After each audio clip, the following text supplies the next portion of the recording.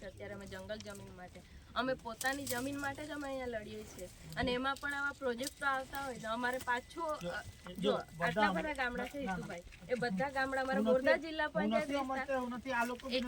એમને કહેવા માંગીએ છીએ કે અમારો બોરદા જિલ્લા પંચાયત આખો વિસ્તાર અમે માછીમારી પર અત્યારે ડિપેન્ડ છે, તમે પણ જાણો છો, અને એમાં પણ આ પ્રોજેક્ટ આવે તો અમારા લોકોને ત્યાં જવા દેવાના જ નથી, એ તમે પણ જાણો છો, અમે પણ જાણીએ છીએ, તો પછી અમે વિરોધ કરીએ એ જ અમારો છે મેન અત્યારે ટાર્ગેટ, તો અને અમને જોઈતો જ નથી આ પ્રોજેક્ટ,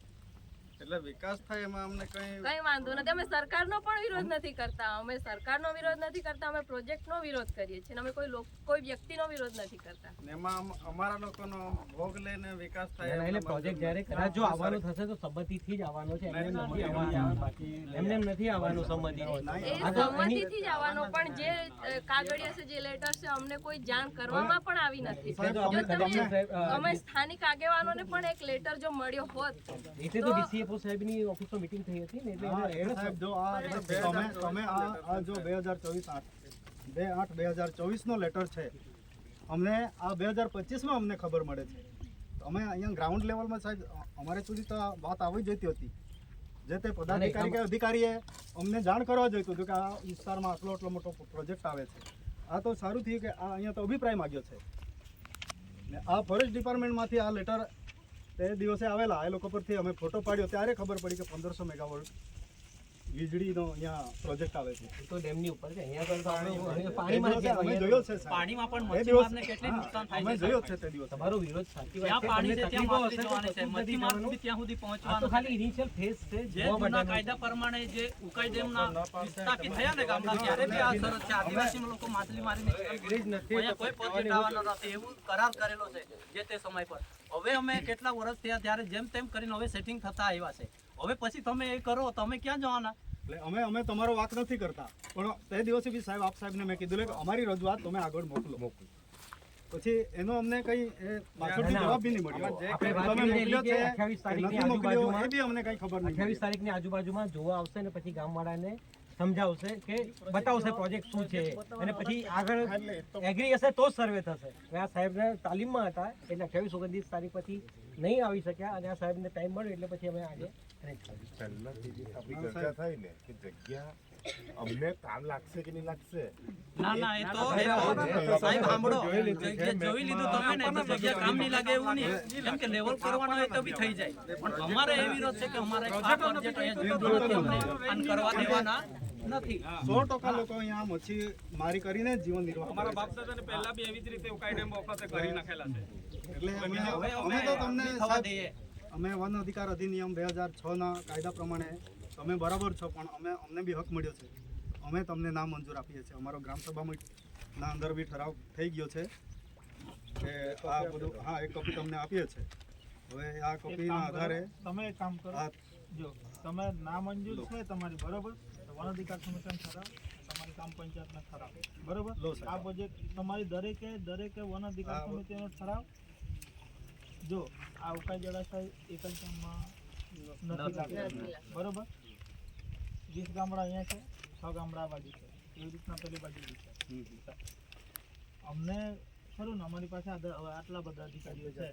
બરોબર, દરેકના ખરા ને એક ઠરાવ વન અધિકાર સમિતિઓના લાગુ પડતા જંગલ એરિયાના એના બોર્ડરમાં લાગતો ઉકાઈ જળાશયનો એરિયા બરોબર, એના હાથે અમને એક રિપોર્ટ કરી આપો, કોઈ પ્રોબ્લેમ નથી, આ પ્રોજેક્ટ માટે અમારે તમારી સાથે કોઈ વાંધો કરવાનો થતો નથી, કોઈ નથી બરોબર, કેમ કે વન અધિકાર અધિનિયમ પછી ગ્રામસભા વન અધિકાર સમિતિ સર્વોપરી છે બરોબર, પછી અમે ઉપરથી પ્રોજેક્ટ અમને લાગુ પાડે, અમારી જગ્યાનું વેરીફાઈ કયા લેવલે પેન્ડિંગ છે એટલું તો અમને પૂછે જ છે, સંકલન મિટિંગમાં જઈએ ગમે ત્યાં જઈએ તો કયા લેવલ ફોરેસ્ટ લેવલે પેન્ડિંગ, આ લોકો કહે કે ફોરેસ્ટ લેવલે કેમ પેન્ડિંગ છે, આ લોકો જમીન નથી બતાવતા, પણ જમીન અમે કેમ નથી બતાવતા એનું બી રીઝન અમારે બતાવવું પડે, ત્યારે આ ડોક્યુમેન્ટ અમને જોઈએ કઈ નહીં સાહેબ બરોબર, તમે આ રીતના જેટલા ઉકાઈ જળાશયના કિનારે લાગતા છે જેના કમ્પાર્ટમેન્ટ છે, મેં જે બહાર પડેલું છે તે લિસ્ટ બી બધી વન અધિકાર સમિતિ પાસે હશે કે અમારા કમ્પાર્ટમેન્ટ આ બોર્ડર પર લાગે છે, અને અમારી આ વન અધિકાર સમિતિ આ ગામ સભાનો ઠરાવ છે કે આ પ્રોજેક્ટને અહીંયા લાગુ પાડવા દેવા માંગતા નથી, આ રીતના તમે લિખિતમાં આપી દો તો અમે બી છૂટા રહીશું બરોબર. કઈ વાંધો નહીં સાહેબ. આપ સાહેબને તમને કોઈ પ્રોબ્લેમ હોય તો કે મૂકો આ છે ને ઇસ્યુ અમારે વારંવાર આ લોકો સાથે ફેસ કરવાનો થાય અત્યારે બરાબર. હવે તમે આવશો ને તમે તો અહીંયા પ્રોજેક્ટ કરો અમારે પ્રોટેક્શન બી આપવું પડે, પોલીસ પ્રોટેક્શન બી આપવું પડે. આ લોકો સાથે આપણે ટસલ કરવાનું એના કરતાં ગવર્મેન્ટ ને પોતાની અમારા લોકો તો આ પ્રોજેક્ટ અટકાવવા માટે જે કરવું પડે એ કરવા તૈયાર છે. જો સાહેબ આટલા આ ખાલી બુધવાડા ગામના એવા લોકો નથી અહીંયા આવ્યા, તમે જોઈ શકો છો. ખાલી ના બરાબર માણસ હવે અમે મુખ્યમંત્રીને બી લેટર લખ્યું છે સાહેબ. આટલા વિભાગમાં આપણે લેટર પહોંચાડી દીધો છે. અને સાહેબ આપ સાહેબના કચેરી બી કદાચ લેટર આવી ગયો હશે. એ અમે એના અનુસંધાને અમે આગળ બી રજૂઆત કરી છે. એટલે આપ સાહેબને અમારી આ જ રિક્વેસ્ટ છે કે તમે તમે આવી આનું મિટિંગનું તમે આગળ મોકલો કે અહીંયા ચોખ્ખો વિરોધ કરે છે, અમને ત્યાં કરવા જ નથી દેવાના. વિરોધ આપણો મેઇન મુદ્દો શું છે? જમીન તેટલી જવાની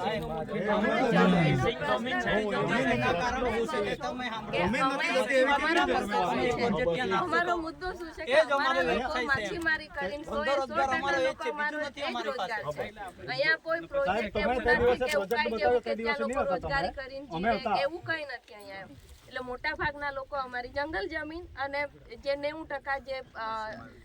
જે રોજગાર માટે જે કરે છે એ માછીમારી કરીને. આવા પ્રોજેક્ટ જ્યાં થયા છે ત્યાં માછીમારી પર શું ઇફેક્ટ થઈ છે એ બધા રિપોર્ટ તમને બતાવીએ કે માછીમારી પર સારી ઇફેક્ટ થાય છે કે ખરાબ ઇફેક્ટ થાય છે. ના ના સાહેબ બીજા બધા ડેમો તો ત્યાં કરો ને તમને